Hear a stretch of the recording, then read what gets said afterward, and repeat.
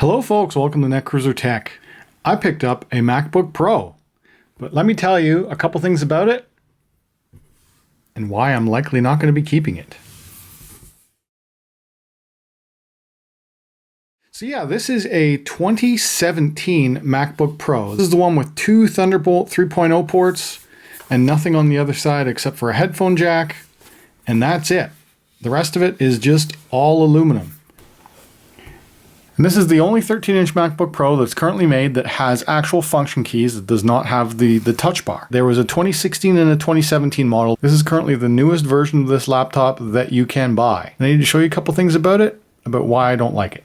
First of all, I came into this purchase kind of randomly, and we'll get back to this in a minute, but for the most part, I wanted to try and turn this into a MacBook Pro. This is the HP Pavilion X360. Tried to turn this into a Hackintosh and failed miserably. I spent a lot of time on it. If you're going to buy a system like this, it's in your best interest to learn how to use Windows-based tools and Windows-based editing software to get the most out of it.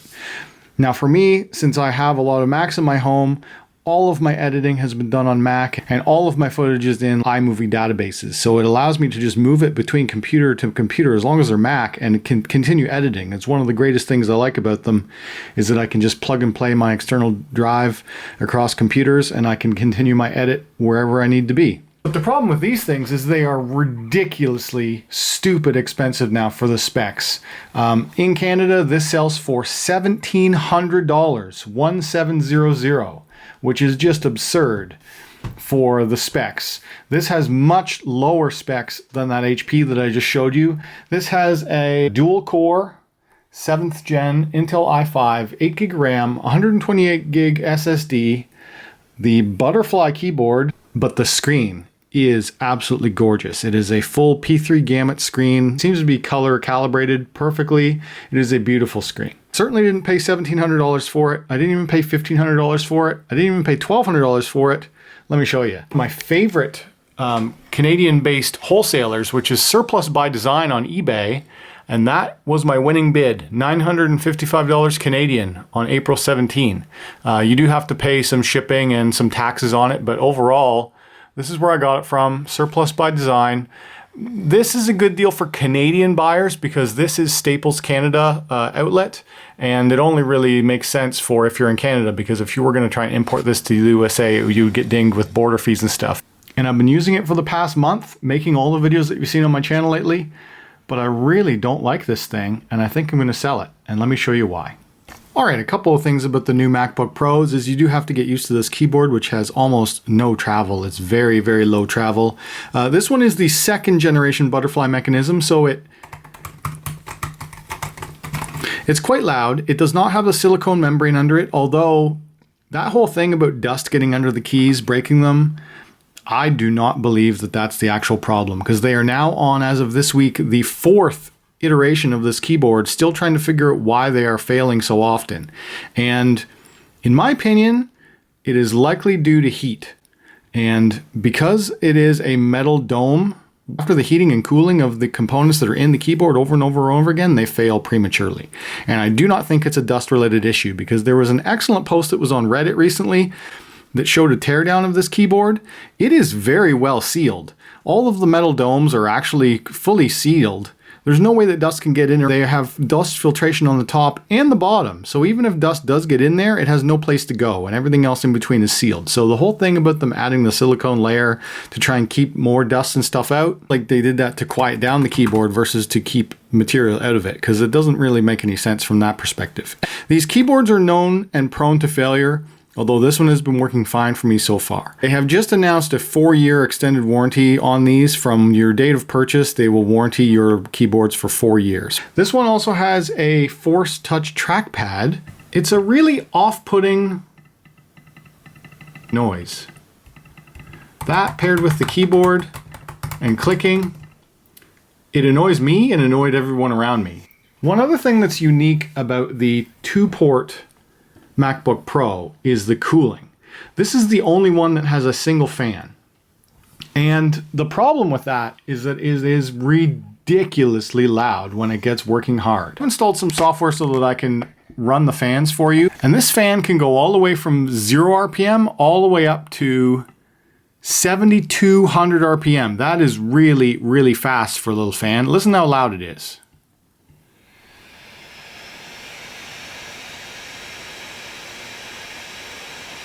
That's what this laptop sounds like when you're working it hard.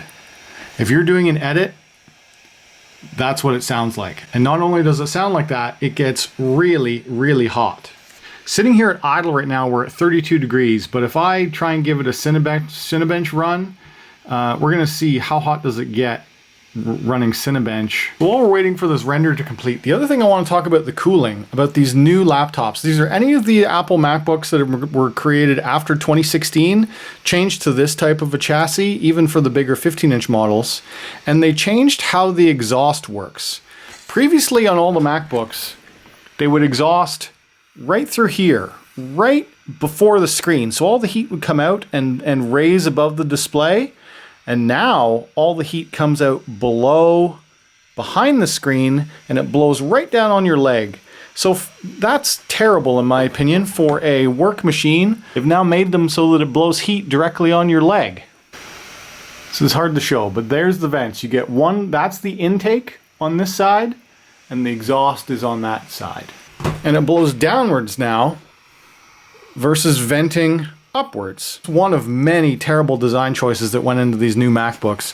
Check out Louis Rossmann if you want to see some other really terrible design choices that they made with these things related to the PCB design of having like a 54-volt rail right beside the image processor that could short to your CPU directly, sending 54 volts to your CPU. A couple of other defects with this thing. If you buy a 2016 model, there is currently a battery replacement program, an SSD replacement program, a display cable replacement program, because if a laptop gets opened and closed too many times, they design the display cable too short, and the display cable is directly soldered to this beautiful display, and if you open and close it too many times, the cable frays and then you lose your screen. Then the last thing is the keyboards. So you've got a problem with batteries, hard drives, keyboards, and displays on the 2016 model MacBook Pros. That their quality has really taken a nosedive. So here's all the current exchange and repair extension programs. Here's the new keyboard service program that gives you 4 years from the date of purchase of any 2016 or newer MacBook Pro.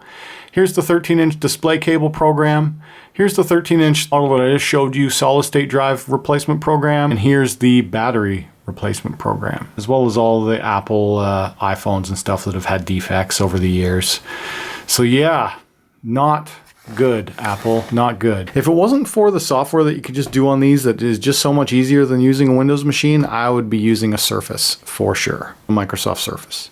Serial number check, it is eligible for the SSD, needs replacing. The battery's okay. The keyboard is warranted for 4 years, but also this laptop likely also has the extra short display cable, but Apple has not extended the warranty program for 2017 models yet. Hopefully they do, but as of right now, you are SOL if your 2017 model has stage light effect, also known as FlexGate.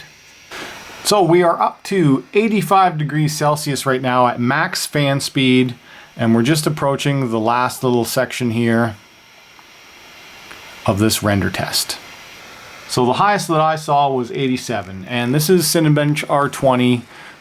All of my other videos have been using R15, so I'm just going to close this down, and I will use R15. And I'm going to put the fans on auto just so we can stop listening to it. So now we're back to a fan profile that Apple uses. This is exactly the same fan profile that Apple uses. It has currently completely shut off my fan. I'm not sure if you can see that, but that's the default behavior.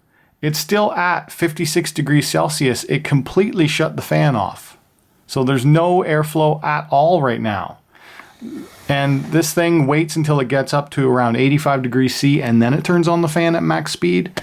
That's wild. It's like, it's no wonder that the keyboards are failing if that's the default cooling profile, where it gets super hot and then cools itself down, and then gets super hot and cools itself down. That's going to kill components. Now this is a dual core 7360U. And my best score previously that I've saved was a 387, so we'll see if we'll beat this today. So this is a 2-core, 4-thread, 2.3 gigahertz. Turbo's up to like 3.1, I believe. I have a Volta app here, which will tell me what it's actually turboing at right now. So right now we are turboing at 3,500 megahertz. And this software would allow you to disable or enable turbo boost and enable or disable your power limit.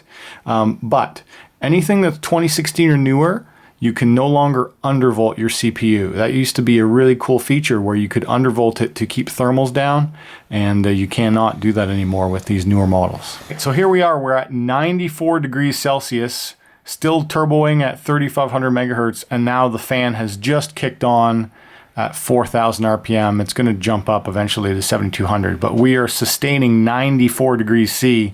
Again, you normally do not see any of this stuff. This is software that I've installed. You normally don't get to know this. As the CPU gets hotter and hotter and it's turboing at its max ability. And there's our render. We got a 376, which is not very good. My MacBook Air 2015 gets a 250 to 290 is my MacBook Air. This one, which is a MacBook Pro, is only getting around 100 more Cinebench points in R15, up to 376. We're having to deal with the CPU getting that hot. And when the CPU gets that hot for a sustained period of time, then the whole chassis gets hot. So it's blowing hot air on your leg. The whole underside of the chassis is boiling hot. The upper deck gets really hot too. Overall, it just has too many flaws for me to keep. Not having a status light while it's charging is one of the really annoying things when your laptop is closed. I have no idea if it's charged or it's not charged or what's happening, and you now have to open it every time to be able to look to see what's happening with your charge. Also, I do find that this USB-C type charge takes a lot longer than the old MagSafe one. I have a MacBook Air that seems to charge twice as fast as this thing does, and I just don't understand it. I thought this was supposed to be the better option. There's a couple things that I've tried to mitigate the issues. So this is default behavior of the MacBook Pro 2017, where 0 RPM at 45 degrees C. It's just idling here at the desktop doing nothing. So it does have the fans completely turned off, but even when you're using the machine quite hard and doing something, it will keep it at a completely silent 0 RPM level until the CPU gets well over 80 degrees Celsius, and then it will finally ramp up the cooling, which is a little ridiculous.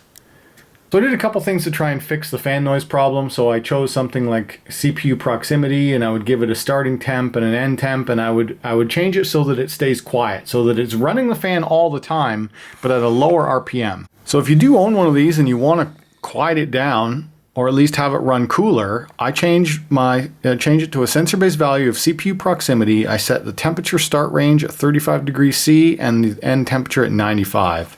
And that way, at idle, it'll actually be running the fans, but as long as you're under 2,500 RPM, you can't hear it. At least I can't.